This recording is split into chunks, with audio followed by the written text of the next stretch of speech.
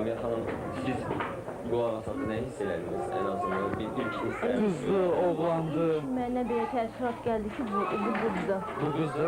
Qızdır. Onda artıq zaman itirmədən başlayaq onu tapmağa.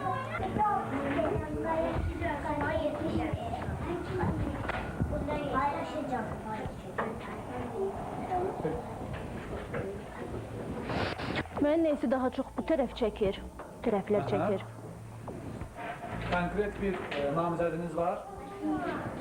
Onlar bir də yaxınlaşın. Mən Buyurun, buyurun, buyurun, buyurun.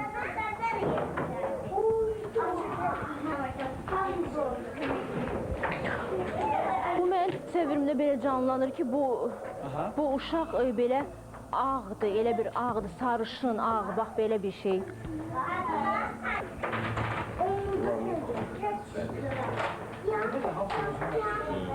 Bunların ikisinin arasında mən qalmışam. Bunların ikisindən daha çox informasiya mənə gəlir. Lamiyə xanım, son qərarınız? Daha çox bundan informasiya mənə gəlir. Uşaqla bağlı Lamiyə düzgün cavab verir, tapdı uşağı. Növbətli iştirakçımız xoş gəlib. Lamiyə xanım, buyurun əyləşin. Rahat bir məkana gətirmişik sizi ki, özünüzü rahat hiss edəsiniz ki, 6-cı hissiyatınızda yaxşı işləsin. Tapşırığı illüziyaçı Çingiz və bizim aparıcılarımız Muratla Novruz təqdim edəcək. Buyurun. Tapşırığı mən başa sala bilərəm. Tapşırıq nədən ibarətdir? Bu 3 pul kisəsinin içində yalnız birində pul var. Əvvəlcədən pulun nə dəyərdə olduğu haqqında da məlumat verə bilərsiniz, hansı bir informasiya da verə bilərsiniz, başlaya bilərsiniz. Onlar ayaq üstə. Əlbəttə ki, olar.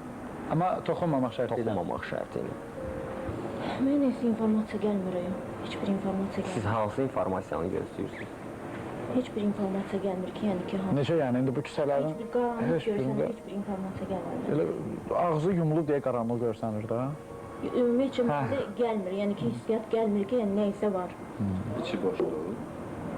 Sizə elə gəlir. Burada heç nə yoxdur. Heç nə yoxdur. Qərarınızı qəbul edək. Buyur, Çingiz. Bu kisələrin hansındaydı pul? Birdən pul olsa?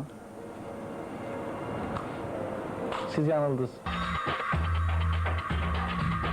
Əziz dostlar, artıq tapşırıqlara riayət olundu.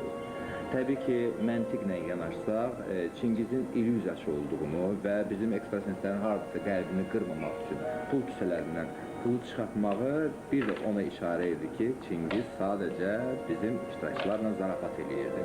Və bu pul kisələrinin heç birinin içində pul yox idi. Amma bir iştirakçı mənə elə gəlir ki, düz tapdı Lamiyə xanım. O deyir ki, heç birində pul yox. Novruz artıq onun xüsusi pərəstişkarına çevrilir. Məntiqi var, məntiqdən düşünür. Məntiqlə düşünür, əlbəttə ki, mən də olur. Bildiyi üçün əla. Əslində elə bu tapşırığı da elə məntiqi tapşırıq kimi dəyərləndirmək olar. Və Lamiyə xanım alışdı. Amma bir şey də var ki, onda o hisslərinlə davranmadı, məntiqlə davrandı. Sadəcə Məntiqlə. Əla. Beləcə gəlib çatdıq növbəti həftənin seçim mərhələsinə. Sən nə deyəcəksən? İştirakçıların mənə elə gəlir ki, hər biri maraqlı idi və hər biri həvəsə öz üsulu ilə artıq tapma üsulu ilə istifadə edirdi.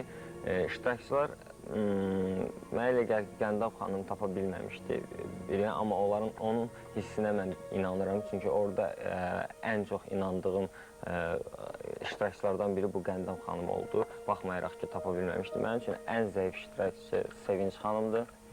Sevinç xanımdır. Ən güclü iştirakçı isə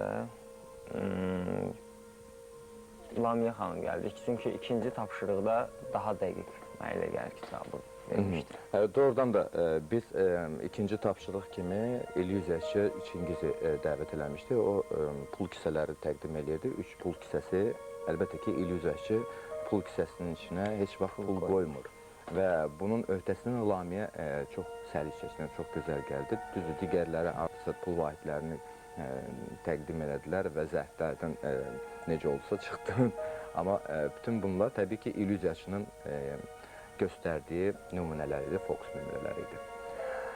Keçək səs verməyə. Artıq şəkilləri təqdim eləməlisiniz. Bu həftənin qalibi kimdir, məğlubi kimdir? Güclü iştirakçı olaraq Lamiyə xanımı görürəm və zəif iştirakçı olaraq Sevinç xanımı görürəm. Təşəkkür edirik, Anar. Beləcə gəlib çatdıq növbəti həftənin seçim mərhələsinin yekunlarına. Bu həftənin qalibi və məğlubu artıq bəlli olacaq. Bu həftə ərzində tapşırıqlara olduqca maraqlı münasibət bildirmişsiniz. Uşaq bağçasında körpənin səsi ilə müəyyən olunan səs effektini təbii ki, siz hər biriniz müəyyən elədiniz və doğrudan da bizi şok həddinə çatdırdınız. Amma illüziyaçının təqdim elədiyi pul kisələrinə yeganə olaraq Lamiyə xanım düzgün münasibət bildirdi. İllüziyaçı heç bir zaman pul kisəsinin içinə pul qoymur. Bunu diqqətdə yadda saxlayın.